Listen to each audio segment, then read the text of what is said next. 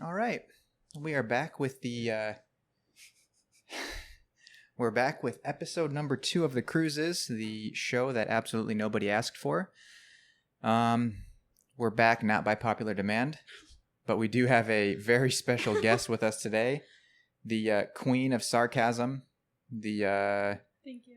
Wannabe TikTok champion. That's what I'm talking about. Yes. Only determination in this household. I respect that. Yeah, so we got Kirsten Cruz here.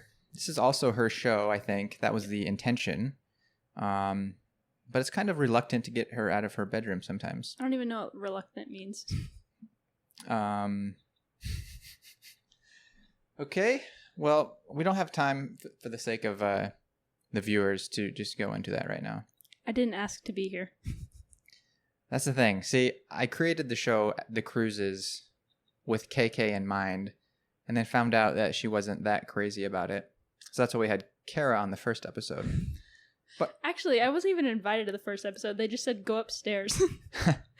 Well, yeah, that's true. Well, I knew Kara was in the mood to shoot that last week, and you weren't, so here we are. How'd that turn out for you? How many views you get? Hey, I said we're not backed by popular demand. I'm not. Again, that's why we preface this as the show that nobody asked for. Okay. This is just pure determination to create something. Okay. Again, I'm glad that I let everybody know that this is the queen of sarcasm. So it's very difficult to communicate with KK unless you understand how this young, gifted brain works. When you live with 2 30-year-olds, I'll get you good. Yeah. Well, it's a learning experience for everybody. Anyways, hey, you moved in with us. Thank you. You don't have to be here. Don't know if I can pay next month's rent. Yeah, we can talk about that off camera. Yeah, you'll pay. Yeah, we'll figure it out. Don't worry about it. But yeah, you'll come up with the money. Okay. Anyway, let's just ask, what brought you to LA? If you didn't want to live with us, why are you in this city? For fun. Just kidding. Well, since no one technically knows me, because the only people watching this is our family. Which is fine. What's wrong with our family? I love our family. Okay. No comment. Anyway, I like to sing and dance. I'm pretty mediocre at both. Mike has more faith in me than I do. But came out here to pursue that, but came out at a terrible time because Corona. It's probably the worst time to come out here because there's nothing to do. Well, there's nothing to do, and there's nothing going on. Yeah. Well, it's picked up the last couple of weeks, but yeah, it's a terrible time for you to jump into the industry. But that's part of the reason why I want to do stuff like this, because when there's stuff that's shut down, we can still create or be creative. Except you're not very creative, so. This is Mike's idea of creative. Mike's idea of creative is taking this pumpkin and putting it in the center. Okay, I'm not doing this. I like talking to people. Eventually I want to I think it's good that we just have a specific time that we sit down and talk about random stuff. I think that's especially good with with Kara. But I thought it'd be fun. It's all right. Yeah, I mean, we're only 4 minutes in and she's already ready to end it. Okay. Not quite. Yeah. No, but actually I was going to say, you already are aware that it's like there's nothing going on in LA right now, but you don't even have a perspective of what it was like 6 years ago. I don't even know anything. Yeah, I know. And you moved out here at 18 when I moved out here at 23. And I think we were at different stages in our lives at that time. But I feel like we had a similar drive and you had a similar passion. But to put you on the spot, I almost feel like I'm worried that you want to maybe live the LA lifestyle, but not pursue the work. No, it's not like an insult. I mean, because I think, like I think I said it on the last one. I think you are extremely talented and you're far more talented than I am now and than I was previously. Like you actually know how to sing, dance, songwrite. You have books. Mediocrely. Sure, we can call it what you want. That's why I describe myself as that all the time as well. But you have that capability and you have that confidence. and you already bring that to the table, where I literally moved out here at 23 and I was scared to death of going into a room and auditioning. And I had zero acting experience. I've done some small commercial stuff, but it wasn't real acting. I can't sing. I can sometimes. I do sing. Actually, I was taking a class the other day, a dance class, and this is the first dance class I've taken in a very long time, like online. It's through Charlie Breaks the Floor. If you don't know who Charlie D'Amelio is, you live under a rock, and she's on TikTok. But I was taking class. Wait, hold on, let me finish. Taking the class. And it's Brian Friedman, never taken this class before, but he's super, super cool. And people usually, choreographers, when they're counting out a dance or a routine, they'll just, instead of when the music's not playing, they'll just say random words or sound, mostly sound effects. You want to give us an example? I'm not going to give an example, but it's unique. Okay, well, I was actually trying to focus, and Mike comes in, he's like, let's go back. And then he goes, sing, ah! We'll give him a glimpse on that in a second video. Yes. That's like just wait, this is when you cut it and then you add. That's a good point. Add Maybe we'll do that. Maybe we'll consider that. Yeah, no, that was because I've never been exposed to the dance world. Interesting. And that's how most of the choreographers speak or sound. Oh, yeah, for sure. Yeah, so that's just weird. But there's something I highly respect about dancers to put themselves out there, and it takes a certain type of confidence. Yes. He wasn't insulting or anything. He was just being funny. No, yeah. I mean, they're out of my league. That was a note. He popped out a note there. Singing note, so. True. But back to my point. I'm worried. Not worried. I just hope you bring so much more to the table moving to LA currently than I did. But I just wonder if you are just more interested in living in Los Angeles and having like a cool job as opposed to working really hard and loving performing. Well, that's why I came here, because I don't want to just live here. If I'm just going to live here just for that specific reason, then I don't want to be here. If that makes sense. Like, if I'm just going to live here, I can just live in Iowa too. Yeah, but LA has certain perks that Iowa doesn't. I know, I'm just saying performing-wise and opportunity-wise and pursuing what I want to do as a career is way different than... I don't want to just find a cool job. I want to do a job that involves performing and doing what I like to do, because I feel like that's the only thing, like, for me, I guess. Like, I don't know. Like, school, yes, I want to go, but at the same time, it's like I don't have a strong interest or a strong desire to be a part of, like, a certain field. So you're saying your heart is really in performing? For sure. Yes. So that's why I'm like scared that if this doesn't work, then I'm like screwed. Like, that's it. No, you're not screwed. But that's just how I feel. Yeah, I get that. No, I think I see that in you. I guess maybe my point is, I don't know if you realize how much work it takes, even though you're talented. Thanks. Well, obviously, because there's always going to be somebody better. So, I mean, like, right. I understand that it's going to take quite a hot second until I get anything that I want to do. Maybe. Yeah, but like... I'm mentally, like, prepared for that, I feel like. Mm-hmm. But... Yeah. I hope you are. I think so. I feel like it'd just be different if I genuinely, like, got started on something. Like classes, or started meeting people, or get the ball rolling. I think the hardest thing is just not meeting people. That's... I don't know. You're probably right. It does go a long ways if you have a lot of connections, obviously. That's different than my perspective, because when I moved here, I was like, I didn't care about meeting anybody at all. I didn't want to network at all. My goal was to come here, get a day job so that I could continue to pay the bills, and then just keep auditioning.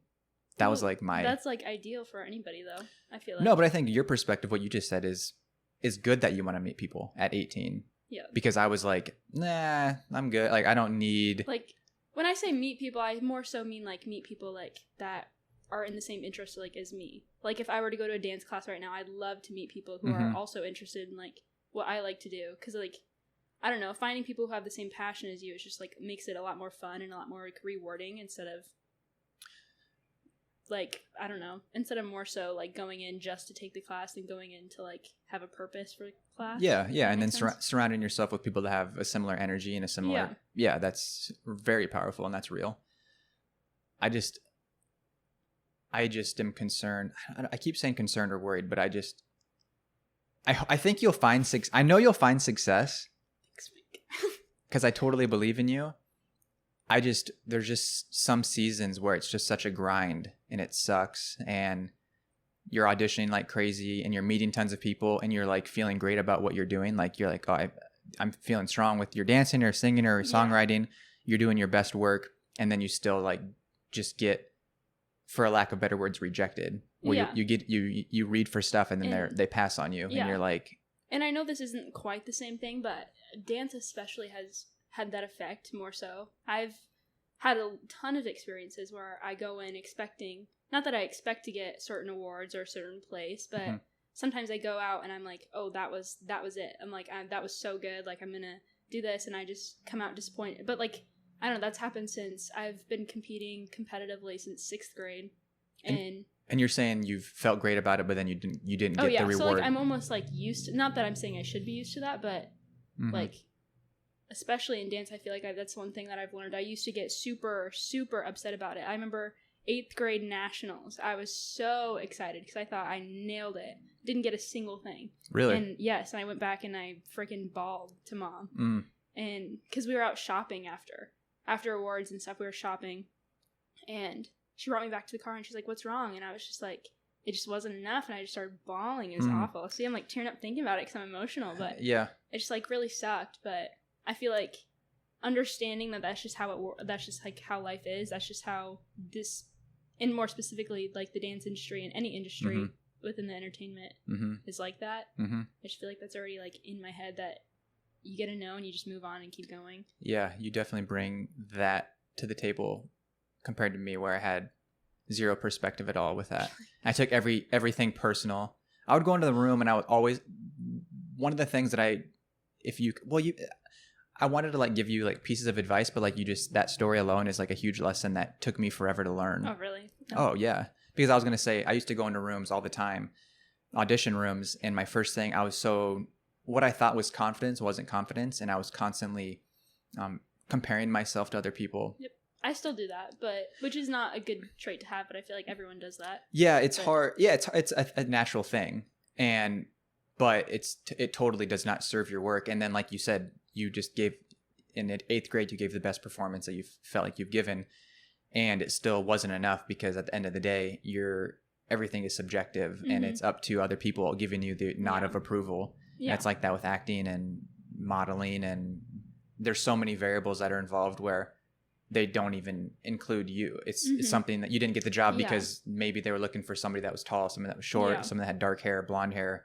And you'll find out once you get to like certain rounds of auditioning for the same project, once you get that callback, you're good enough for the job. They're not going to give you a callback unless they think that you could pull off the job. And then after the callback session, it's just a matter of if you fit the puzzle piece that they're looking for in that story or whatever. Yeah. It's probably similar to dance. I just feel like dance too, I don't even know how many opportunities are available. Like I know the market's saturated here, but like there's way more movies and TV shows and parts that they're looking for actors. But I mean, what things can you do for dance?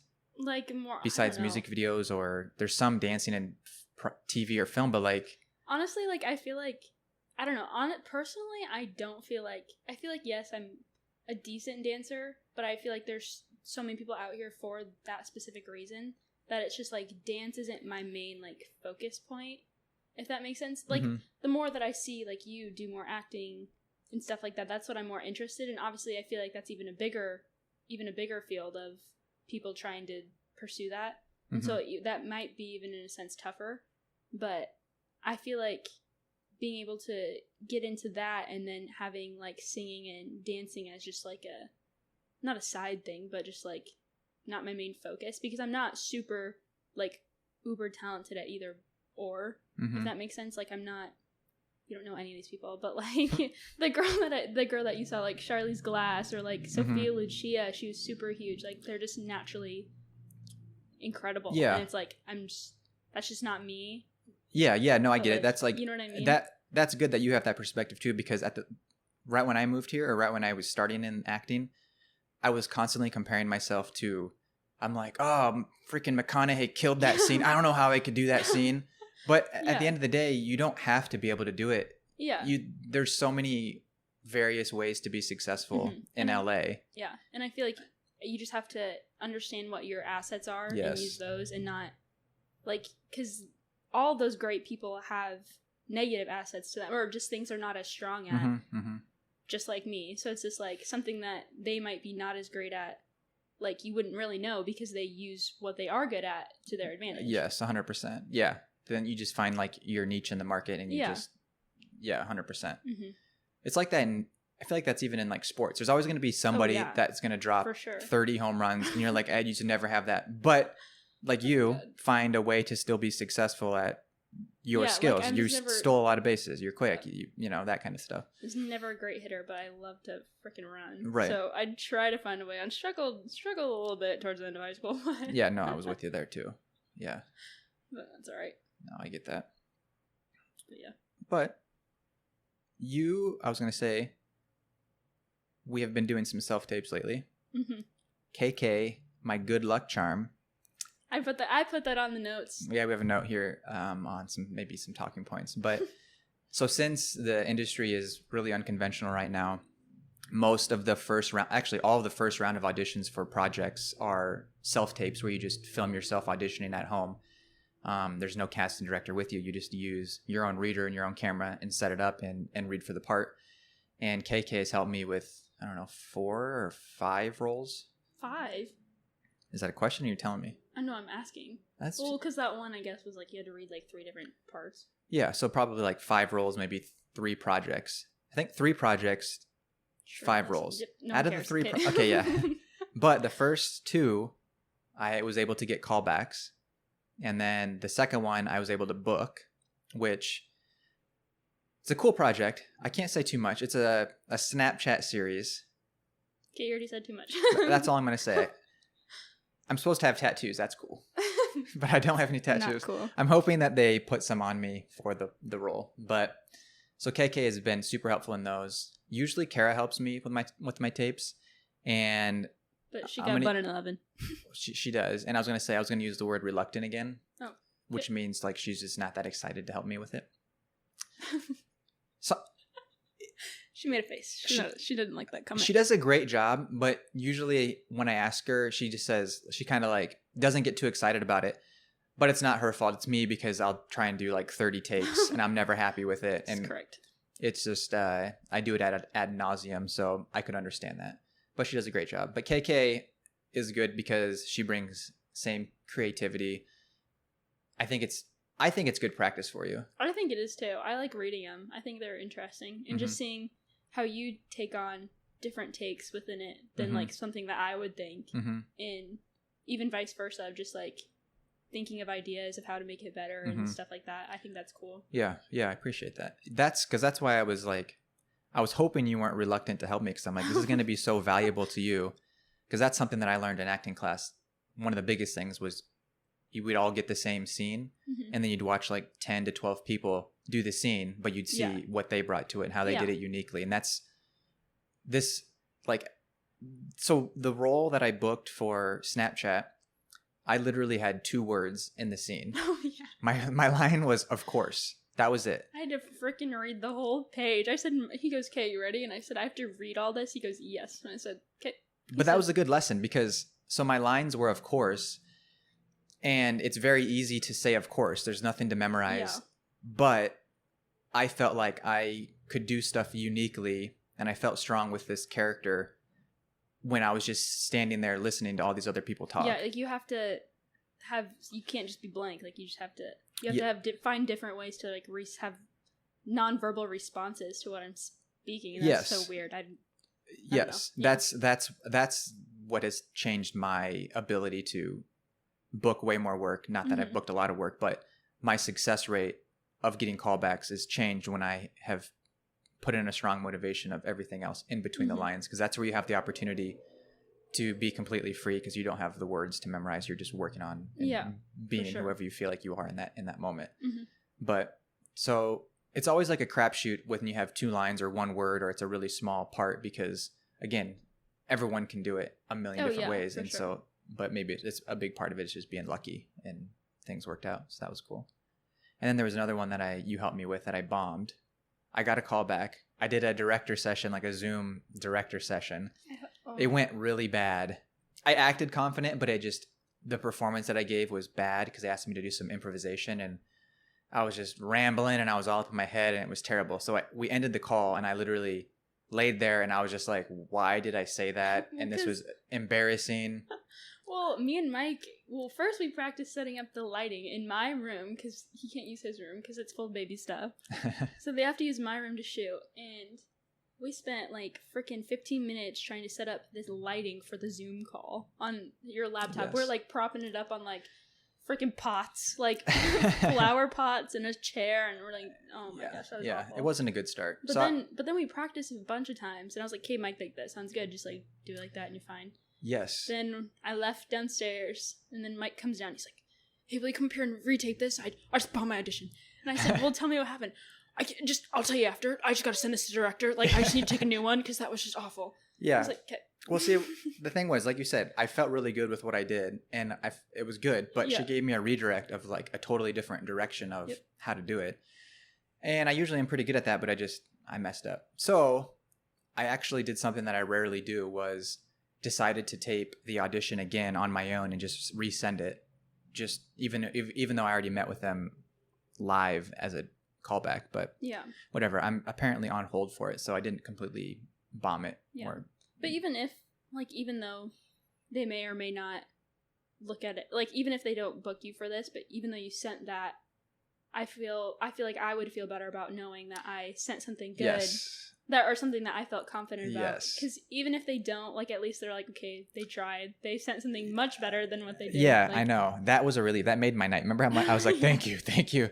And I only got lucky that I was able to literally find her email. I tracked it down because otherwise I would have been miserable currently. Yes. But whatever.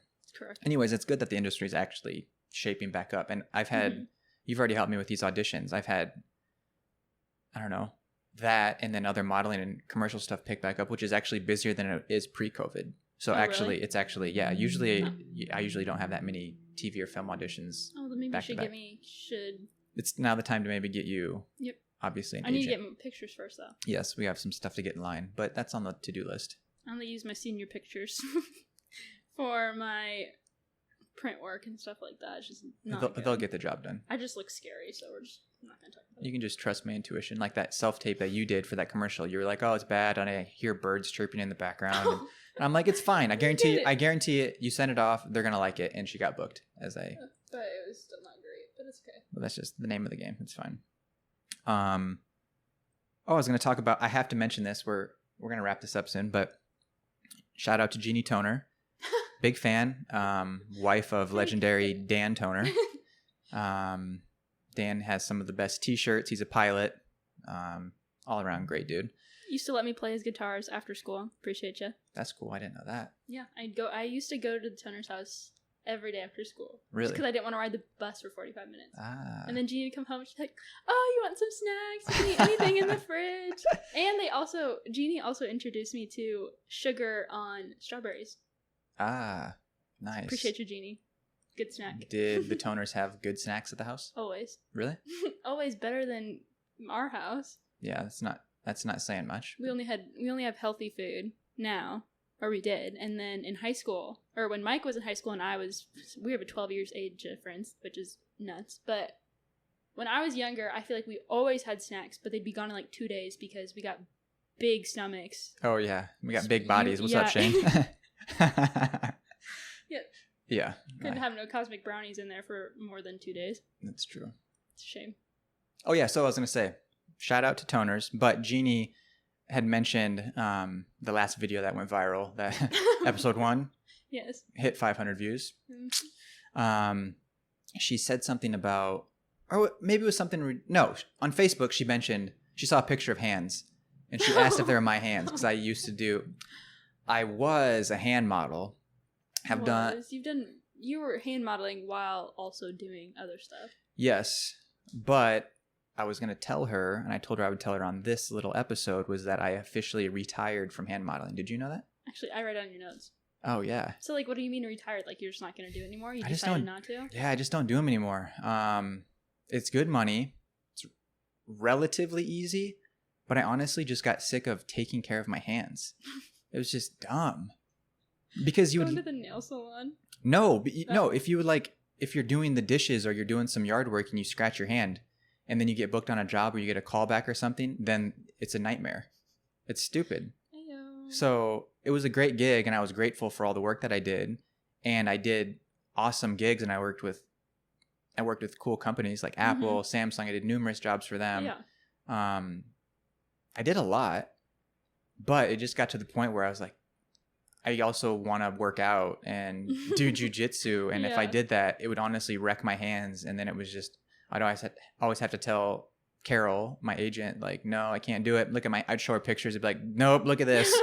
Got a gash, can't do it. And it would stress her out and it would mess everything up if I was on a project. So I officially put it behind me. Yep. No one's going to be seeing these hands. You might be surprised. I thought these were garbage and they got me a lot of work. Okay, well, I don't think I will. But would you? I would if it got me money, because I'm poor right now. Yeah. But it's not necessarily something I'd be passionate about, so I'd be like, oh yeah, that's part of it too, whereas like I would show up and I'd be like, I'm really not excited to be here. Yeah, you know what I mean? Because I feel like that'd be my toughest thing. You'd be shooting for like, I did a 15-hour day of dipping a chip in cheese. I'm like, this is not satisfying any one of my big goals in life. Yeah, you know what I mean? And you're a prop. No one really cares about you, which is fine. You're not there to be taken care of. You're there to just work. And then it was stressful. You'd be like, so I'm obviously a big iPhone user, but like you'd do Samsung and you have a Samsung phone. And you don't know how to use it. Exactly. You're like, ayo. And they'd say like, okay, here's what you do. You do steps 1 through 9 and do it on camera. And then, make sure you do it all consistently because it has to look seamless. And then you do that like all day and it's just stressful. And you're trying to memorize and everything has to be perfect. That one day I did it, they had like people in from Asia. It was an all Asian client. And the guy came up to me, one of the producers, and was like giving me a back rub. He's like, the whole day rides on you. Whole day rides on you. And I'm like, really? He's like, yeah, we're going to take good care of you. And I'm like, no, I don't want to be number one guy. Yeah.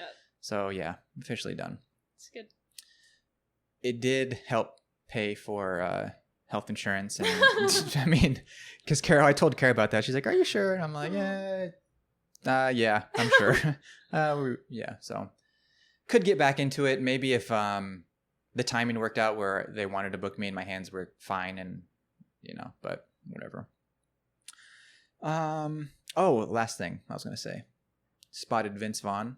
Oh, yeah. Okay, first I didn't know who it was because I did not know any famous celebrities' names.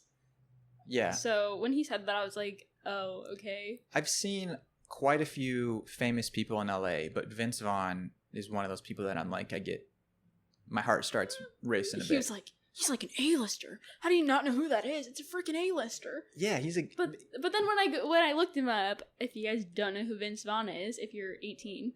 I looked him up and he was like in like Dodgeball and a bunch of other movies that I had seen, so I was like, oh, okay, like that. Yeah, and he just seems like a cool dude, but he literally lives across the street from Skechers. So I'm back working. I'm shoe model for Skechers quite a few times out of the year. It's finally picked back up, but yeah, last week, a few days ago, I was inside and looked across the street and I see him running he has like pink and purple backpacks with his kids in front of him. He looks like he just rolled out of bed, but people have spotted him there before and they've told me about it. I just had never seen him, but yeah, good dude. Wow. All right. Well, anything else you want to talk about? You wrote TikTok on the notes. Yeah, I wrote TikTok. Why? To bring in our younger viewers. Here's the thing. The thing is, there's no younger viewers watching currently, so that's on the goal list. For the guys to learn. I don't understand TikTok. I was gonna say, what one of my questions was like, how do you feel about the persona of people getting famous off of TikTok? Like, it's reshaped the industry. It's a big difference from when I've been here 7 years now. I think it's cool. It empowers people to create and collaborate and tell their own story or whatever. You could use it for a million. You can use it to be sarcastic and dumb and like make jokes, or you can use it to be creative and actually make little short stories. It's like TikTok or any social media. I think that's the problem though, is I'm hoping you're not into that category of just wanting likes and views. No, I don't want to be a TikTok star, but it'd be cool if I did because you can make money off of them. Yeah, that's a perk, but it's not. That's not like my ultimate goal. Like that's not like I'm like, oh, I'm gonna make a good TikTok today. I have no shame in making a lot of money, and I'm not saying I make a lot of money. I'm just saying people that want to pursue, people who have that as a goal to be wealthy. I'm totally off of TikTok. No, just in general. Oh, okay. So yeah, if it's TikTok, more power to you. It's fine. A lot of people move to LA in pursuit of status and money, and those are the people that end up being very unhappy, even when they get all the money and all the status and all the jobs. See, I just want money for me to survive because right now I don't have enough money to buy avocados at the store. It's a good goal. So I'm saying that would just be nice to have because I applied for a job, didn't get it. If you were curious, frozen yogurt. It was outside, and the man asked me to take a picture afterwards. Took a picture of me. Well, it's probably good that you didn't get the job then. Yeah, I was kind of scared, but it's okay. I said yes. Well, okay.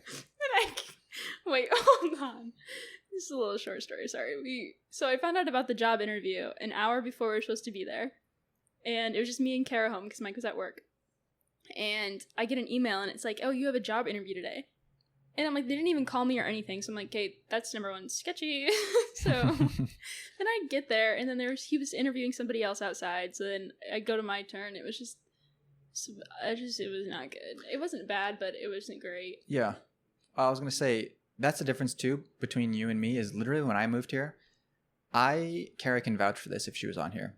I would spend like 5 or 6 hours every single day applying for jobs. See, that's not. I would just apply for. Do you remember that? She nods her head yes. I would just sit on the computer and just find anything that was part-time, and I would just apply. And sorry, continue.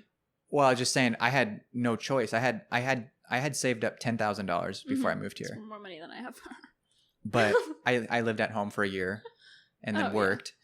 And saved it up, and then I did the math of how long this would last me without work, and I'm like, I have 3 months, and I need a job, and that's what I did, and that was like my goal. And then that's what I'm worried about. You've only applied for like one job. Okay, but it's okay. I feel like we just have totally different circumstances, though. True. Like we're going home. Well, one, I'm living with you. Rent's way cheaper. Mm-hmm. I don't have to worry about that as much. Kara feeds me. True. Because you don't feed me. Kara feeds me. I could feed you. I just am very happy with eating very basic food. I don't. Kara makes basic food, but it's like good. My food is good.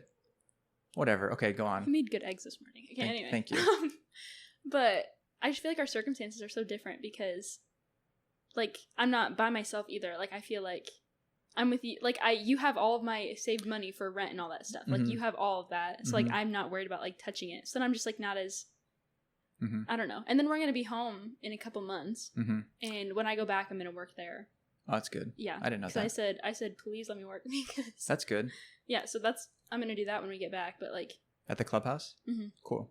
Well, that's good. So that's why I'm like not, right now specifically, I'm not super, like I really need to watch my money now. But at the same time, like I'm not super adamant about like, I need to get a job. Because at the same time, since I'm going to be traveling here soon. Like, I also don't want to be tied to something and then just get my hands wrapped up because I'm not completely great about managing myself with other people, if that makes sense. Like, because especially if it's a new job, I don't want to be like, well, I'm leaving this time and this time. Right. Yeah. Well, that's probably smart. I get that. And also you have something going for you in the fact that I didn't, was that I went to school at Central. So I had student loans. So on top of rent. Still have student loans. Stuff, yeah. On top, woo! I wish I could sell my degree. But anyways, that's another topic. That'd be cool if you could literally just... I could sell. Wouldn't that be nice if you could just turn your... So what is it? You went to a private college, spent so much money, and then you've never used your degree once. Not... I mean, in a sense, technically, yeah. In a sense, I learned a lot and my education was great. It was just very expensive and not the route that I would go again. But whatever, it's fine. It's just part of life. But yeah, you at least don't have that burden of. So your expenses are relatively low. So you don't have. You don't have to get the kind of work that I had to in order to survive out here. It's also. What? Bank account's looking a little low now. Just kidding. Mom sent me some money. because I had a bucket of change in my room, and I texted her today and I said, "Hey, can you really deposit that because like I really need it now?" She just said I took an estimate of how much is in there and just Venmoed. What, she weighed it? She's like, "Oh yeah, $8." That's impressive. Probably. That's quite the gift that she has there. Yeah, so. Well, at least you got something. Mm-hmm. Well, you'll be fine. I'm just comparing like what it was like for you versus me, and I'm I was like stressing and I had to work, and then I finally got that job where I was cleaning houses and I was so excited. I was like, yeah, I get a mop, I get a vacuum for people. But you actually like not enjoy it, but you're good at that kind of thing. It was fine. It was a good job for me and I did well in it, but if I could, I'm glad I don't have to keep doing that. I'm glad that that's behind me. See, then like I could never do something like that. You could. That's the thing though. That's the difference, is that I didn't want to, but I had to and I chose to. I'm saying like I just feel like I wouldn't. That's something like you're like actually decent at. Like I feel like I just do. Not that I would do an awful job on purpose, but like I feel like I don't know. But I feel like I'd mess up like the smallest things, like not even be able to like fold a blanket correctly. Yeah, I mean, I wasn't great at everything, but again, like my whole point was, I was so dead set on working and like making it here that I was willing to do that. Yeah. See, like I feel like I'd do it if I absolutely had to, but right now I'm not. Yeah, so maybe you'll get to that point. Maybe I know. Come back in 3 months and KK's cleaning toilets. I might be. But there's no shame in it. There's no shame in it. I know a ton of people do it. I'm just saying, like, at my point in life right now, like, I feel like, not that I should feel okay, because I should never settle for, like, being like, oh, like, I don't have to do anything. Like, that's not what I'm saying at all. Mm-hmm. I'm just saying, I don't know what I'm saying. You're just not at the point where you're that desperate. You don't like really, I'm not. Yeah, you're not. You're fine. You're like I'm livable. I can eat eggs every day and be. Yeah, and you're paying the bills and you're surviving. And you're here, but but you'll be fine. Thanks. Anyways, even though you just said you had no faith in me earlier, like this whole podcast. I didn't say that. I was just worried about you. I'm just worried you're actually not going to be able to have some worth ethic inside of you. I'm just telling you, it's a tough industry where you have a lot of things that are out of your control and it takes a lot of hard work. But at the same time, there are people who don't work hard. That's the thing too. I've met so many people that just like get lucky. They'll have sometimes, or they have bad attitudes. They're difficult to work with, maybe a bit entitled, but they're like booking machines because they're entertaining and they're good. Yeah, so it's like so you don't necessarily have to, but the odds are you're gonna need a good work ethic. That's the thing too. It's like this industry. There's so many people that. I wish there was like a strike system where you make too many, like, because being like us, like Midwesterners, people pleasers, it's all about being on time and being prepared and being respectful and working hard.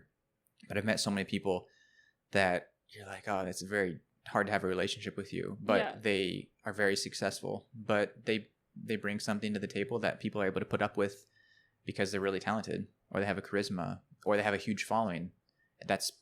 There was a time, like at CESD, my agency sent out an email to everybody saying, your demo reel is not very important right now. What's more important is that you have a lot of followers. You're like, okay. Like, okay, I got it. You're like, yep, I'm a 30-year-old man who posts my dog every other day. Yeah, that's whatever. It's fine. That's why I'm doing this. This is kind of like the same vein. I'm bring on some good guests. You have some friends that are could be some good guests. Yeah, that's the thing. I want to start having conversations with people, and this is how I can collaborate and talk ideas, and I think it's fun. But let's end this because I wanted this to be 20 minutes. We're at 40 minutes. Are we really? We're at 40 minutes. I told you it'd go fast. I told you we had to cut stuff out. It'll be fine. We're not cutting any of this. We're leaving it. We're gonna leave it. I hope you guys like it. Thank you very much for watching again. The next episode we might shoot with Kara. I'm in the process of getting a third mic stand because I didn't know that all three of us would want to be on at a time, but I think it would be fun. Do we have any plans this evening? No, it's a Saturday night, and I live with you guys. Oh yeah, Kara just shouted Halloween lights. We live close to Toluca Lake, which is a really cool neighborhood, and the residents there always go above and beyond for Halloween decorations in their yards. It's pretty sweet.